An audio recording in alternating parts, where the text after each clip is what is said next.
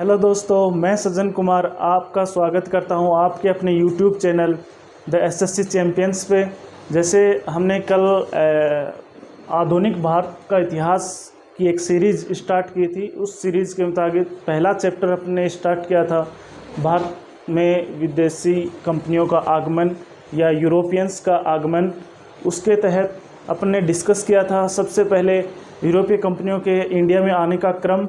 जैसे सबसे पहले पुर्तगीज़ इंडिया में आए, उसके बाद डच आए, उसके बाद इंग्लिश लोग हमारे देश में आए, उसके बाद डेनिश लोग आए, उसके बाद फ्रांसीसी कंपनी भारत में आई। इनके आने का क्रम और इनके आने का वर्ष भी हमने याद किया था। जैसे सबसे पहले पुर्तगीज़ 1498 में आए थे, उसके बाद डच लोग आए थे 1605 में, उसके बाद अंग्रेज़ लोग आए थे 1608 में, उसके बाद डेनिश लोग आए थे 1620 में, और सबसे आखिर में आने वाला कंपनी थी फ्रांसीसी कंपनी जो 1668 में भारत में आई थी। इसके बाद अपने डिस्कस किया था कि इन्होंने अपना प्रथम केंद्र कहाँ कहाँ इंडिया में स्थापित किए।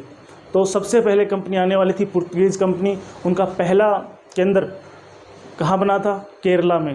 केरला में कोच्चि में उनका 1503 में पहला सेंटर, उन्होंने पहली फैक्ट्री लगाई थी। दोस्तों, फैक्ट्री के तौर पे उन्होंने कोई मशीनें नहीं लगवाई थी, वहाँ पे एक फैक्ट्री के नाम पे यानी कि एक गोदाम टाइप में गोदाम वहाँ पे बनाया था अपना, जब पूरे देश में मसाले खरीद के और व्यापार वहाँ पे इकट्ठा करते थे और अपनी सहूलियत के हिसाब से शिप्स में वो यूरोप भेज दिया करते थे। तो इस तरीके से उनका पहला केंद्र कोच्चि के केरला में था। उसके बाद में दूसरी कंपनी आने वाली थी डच लोगों ने सबसे पहले पहला केंद्र आंध्र प्रदेश के मसूलीपट्टनम में बनाया। उसके बाद तीसरे नंबर पे आने वाले थे अंग्रेजी कंपनी ईस्ट इंडिया कंपनी ने अपना केंद्र मसूलीपट्टनम में ही खोला। हालांकि उन्होंने पहला सेंटर सूरत में खोलने के लिए ट्राई किया था, लेकिन वहाँ के जहांगीर ने वहाँ खोलने की परमिशन नहीं दी उनको, और फिर उनको अपनी कंपनी आंध्र प्रदेश के मसूलीपट्टनम में ही खोलनी पड़ी थी। उसके बाद चौथे नंबर पे डेनिश लोग अपने इंडिया में आए थे। उनका जो पहला केंद्र था, पहली फैक्ट्री थी, वो तमिलनाडु के त्रंबकोर में थी। उसके बाद आखिर में आने वाले थे फ्रांसीसियों ने अपनी कंपनी सूरत में 1668 में लगाई थी। यहाँ तक अपन पढ़ चुके थे और यूरोपियंस के आने का रीज़न भी अपन जान चुके थे। आज अपन विस्तार से एक एक करके कंपनी के बारे में पढ़ेंगे। जैसे सबसे पहले आने वाली कंपनी पुर्तगीज़ कंपनी, उसके बारे में कंप्लीट पढ़ेंगे कि कैसे कैसे यहाँ पुर्तगीज़ का आना हुआ, कैसे कैसे उनके गवर्नर्स कौन कौन आए, उनके दौरान क्या क्या उन्होंने नीतियाँ अपनाई, और बाद में कैसे कैसे उनका डिक्लाइन हुआ। ठीक है, चलो स्टार्ट करते हैं टॉपिक। पुर्तगाली, ये तो अपने को पता है, सबसे पहले आने वाले पुर्तगीज़ थे 1498 में, और सबसे लास्ट में इंडिया को छोड़ने वाले भी पुर्तगीज़ थे। तो सबसे पहला क्वेश्चन तो यही बनता है, 1961 में सबसे लास्ट में इन्होंने कोई टेरिटरी को ऑक्यूपाई कर रखा था, शायद गोवा से लास्ट में रिलीज़ हुए थे। अब पुर्तगीज़ इंडिया में कैसे आए, उसके आने का रीज़न क्या था? दो रीज़न मेनली बोले जाते हैं। एक तो यूरोप में पुनर्जागरण, उस टाइम में यूरोप में पुनर्जागरण हो रहा था। पुनर्जागरण से क्या था कि मानवता का विकास हो रहा था, साइंटिफिक खोजें हो रही थी, और हर तरीके का सोशल सुधार हो रहा था। तो उसी क्रम में वहाँ पे मानचित्र और मानचित्र अच्छे जहाज बन रहे थे और दिशा सूचक यंत्र बन रहे थे, ताकि एक तो रीज़न ये था। दूसरा, वहाँ की जो राजकुमार थे हेनरी द नेविगेटर, वहाँ के राजकुमार हेनरी द नेविगेटर, वो बड़े साइंटिफिक टेम्परामेंट के आदमी थे, वो वैज्ञानिक दृष्टिकोण रखते थे, और वो अपने सहन देने के लिए हमेशा तैयार रहते थे, और नाविकों को नए नए रास्ते खोजने के लिए प्रोत्साहन राशि और उनको फुल सपोर्ट और इनकरेज करने वाले राजा थे। तो एक वजह ये भी थी कि उन्होंने बार बार नाविकों को रास्ते की खोज के लिए भेजा और उनको सफलता भी मिली। दो प्रमुख रीज़न थे। ऐसा नहीं है कि सबसे पहले वास्को डिगामा ही भारत 1498 में आए थे। उससे पहले भी हेनरी द नेविगेटर ने पहले भी एक प्रयास किया था। उस प्रयास के दौरान 1498 से पहले 1487 में फर्स्ट टाइम 1487 में फर्स्ट टाइम बार्थोलोमो डियाज नामक नाविक को ये समुद्री यात्रा के लिए और भारत के लिए नया रास्ता, समुद्री रास्ता खोजने के लिए रवाना करते हैं। नाम थोड़ा अटपटा है, लेकिन आपको याद रखना होगा कि प्रथम प्रयास में 1487 में 1487 में बार्थोलोमो डियाज नामक नाविक को ये इंडिया के लिए रास्ता खोजने के लिए भेजते हैं समुद्री मार्ग से। ये देखिए, यहाँ पे ये इंडिया का मैप में है, इंडिया का मैप है, यहाँ पे ये हिंद महासागर है, ठीक है। ऊपर ये अपना अफ़गानिस्तान, ईरान, इराक, ये अरब कंट्री, और इसके ऊपर यूरोप, और उनके नीचे यहाँ पे दक्षिण अफ्रीका है। तो एक रीज़न ये था कि यहाँ से कुंतुस्तुनिया तुर्की में जो यहाँ पे स्थान था, यहाँ पे उस्मानिया सल्तनत का कब्जा हो जाता है, ताकि पहले व्यापारी यहाँ से जाते थे स्थल मार्ग से, और यहाँ पे अफ़गानिस्तान और यहाँ टर्की होते हुए यूरोप में स्थल मार्ग से यहाँ पे पहले इटली पड़ता था, इटली में प्रवेश करते थे सारा सामान, और इटली से पूरे यूरोप में मसालों का डिस्ट्रीब्यूशन होता था। लेकिन टर्की में यहाँ पे कुंतुस्तुनिया नाम की जगह पे उस्मानिया सल्तनत का कब्जा होने से ये स्थल मार्ग अवरुद्ध हो गया, और मसाला व्यापार अवरुद्ध होने के कारण इन सभी राजाओं को एक नए दिशा में, एक नए राह खोज के लिए प्रेरित होना पड़ा।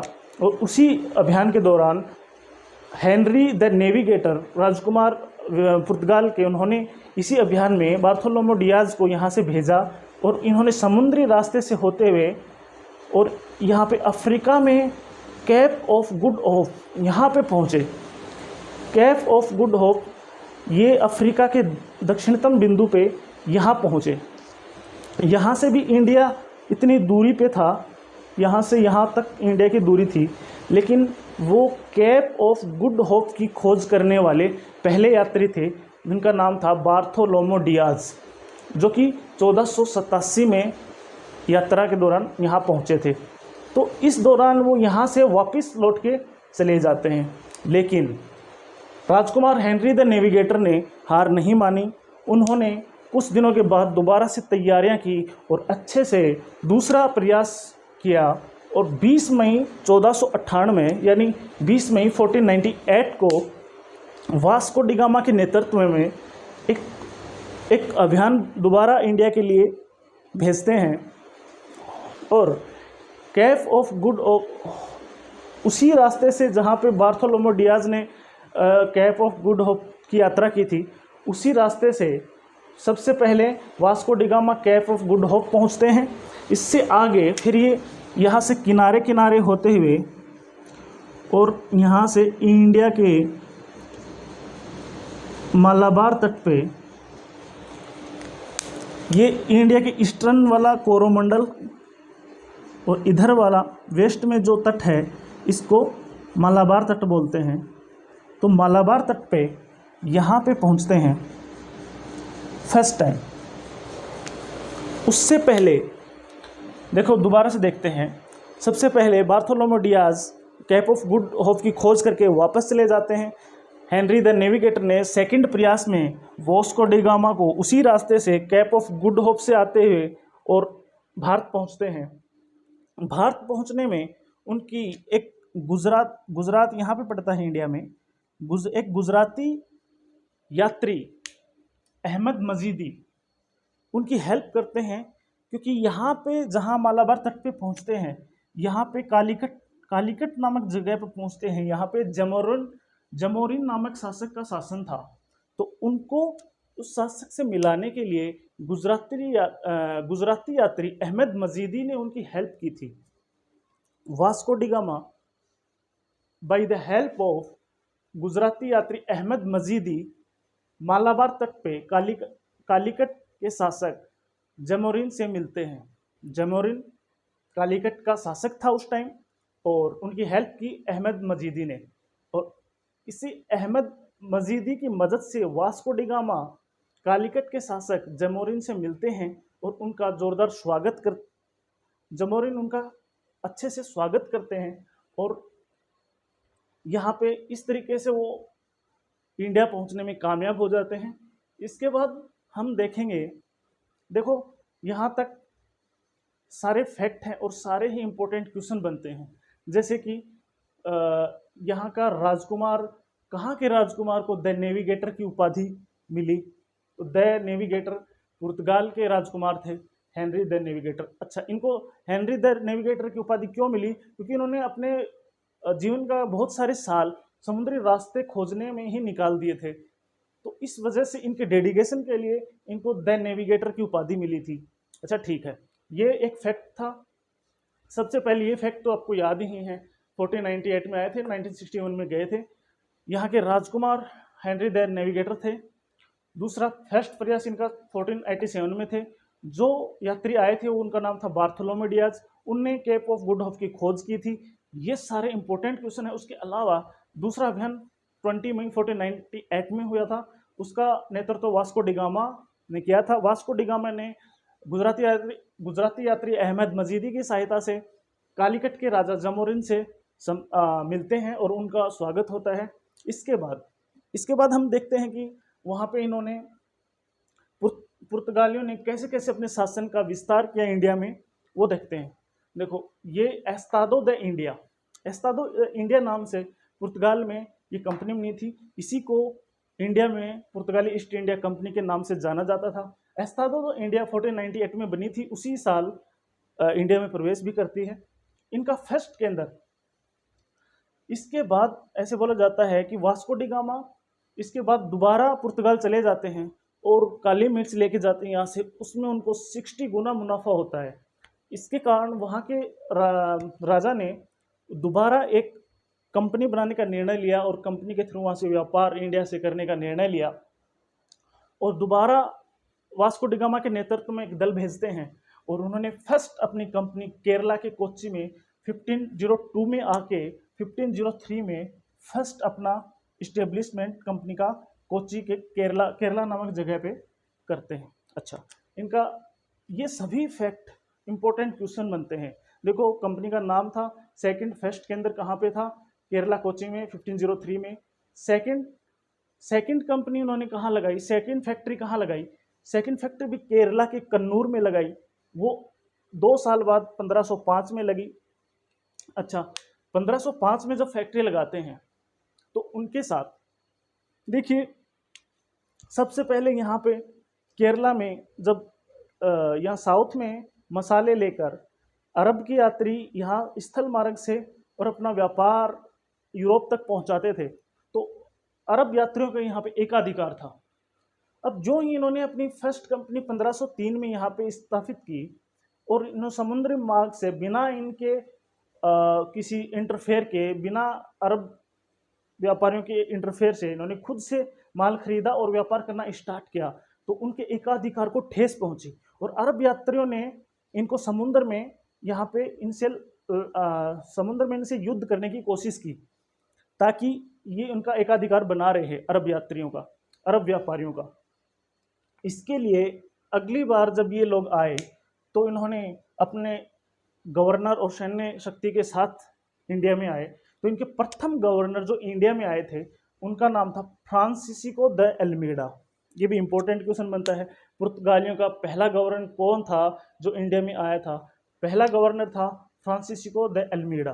ठीक है, तो सभी इंपॉर्टेंट क्वेश्चन को अपन पढ़ते आ रहे हैं। 1498 में एस्तादो द इंडिया कंपनी बनी, 1498 में वो भारत आती है। उसके बाद केंद्र फर्स्ट उनका सेंटर केरल के कोच्चि में 1503 में बनता है, जो कि दूसरी बार जब वास्को डी गामा आया तब, और दूसरी बार फ्रांसिस्को द एल्मीडा के नेतृत्व में वो यहाँ पे आते हैं और 1505 में दूसरी फैक्ट्री कन्नौर में लगाते हैं।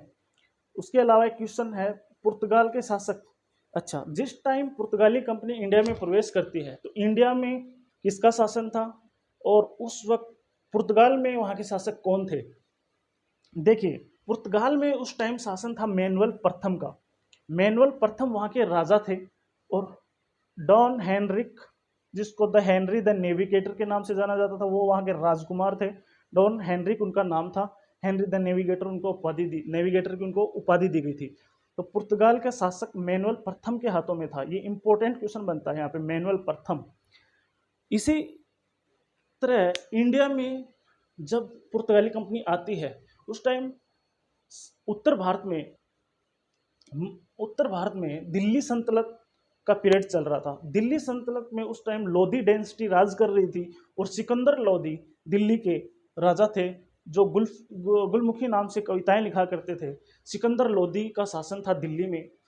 अच्छा, वहाँ पे साउथ में जब ये आते हैं तो साउथ में विजयनगर साम्राज्य का शासन था और नरसिंह द्वितीय सोलह डायनेस्टी के, देखिए नरसिंह राव द्वितीय वहाँ के विजयनगर साम्राज्य के राजा थे। और गुजरात में उस टाइम बहुत शक्तिशाली राजा मोहम्मद बेगड़ा का शासन हुआ करता था। ये इंडिया का प्रदेश था जिस टाइम पे पुर्तगाली इंडिया में प्रवेश करते हैं। ये सब बहुत इंपॉर्टेंट क्वेश्चन बनते हैं यहाँ से। 6 नंबर, 7 नंबर, 8 नंबर सारे फैक्ट हैं, डायरेक्ट क्वेश्चन आते हैं। इसके अलावा वास्को डी गामा, जिन्होंने पहली बार पुर्तगीज कंपनी को इंडिया में लाए थे, उनका काफ़ी टाइम यहाँ पे आना हुआ, 3 बार वो इंडिया आए। उनके बारे में एक वृत्तांत है, उनके इम्पोर्टेंट क्वेश्चन यहाँ पे डिस्कस करते हैं। जैसे कि उन्होंने पहला अभियान 20 मई 1498 को इंडिया में आए थे पहली बार। उनकी जहाज, जिस जहाज से वो इंडिया आए थे उसका नाम था साओ गैब्रियल, ये इनके जहाज का नाम था। तीसरा, अरब यात्रियों ने इनका विरोध किया क्योंकि अरब यात्रियों का एकाधिकार समाप्त हो रहा था। चौथा, काली मिर्च में इनको 60 गुने का फायदा हुआ था। दूसरा कि उसके बाद दोबारा आते हैं और 1502 में सेकंड टाइम, पहली बार 1498 में आए, दूसरी बार 1502 में आए और 1503 में इन्होंने कोच्चि में फैक्ट्री की स्थापना की। उसके बाद ये वापस चले जाते हैं पुर्तगाल और एक बार फिर 1524 में ये थर्ड टाइम इंडिया में आते हैं। लेकिन दुर्भाग्य से वहीं जहाँ पे इनकी फैक्ट्री थी कोच्चि केरला में 24 दिसंबर 1524 को उनकी मृत्यु इंडिया में ही हो जाती है। इंडिया में इनकी मृत्यु हो जाती है। ठीक है, यहाँ पे सारे फैक्ट आपको उतार लेने हैं, नोट्स बना लेने हैं। सारे क्वेश्चन बनेंगे तो इसी में से आएंगे।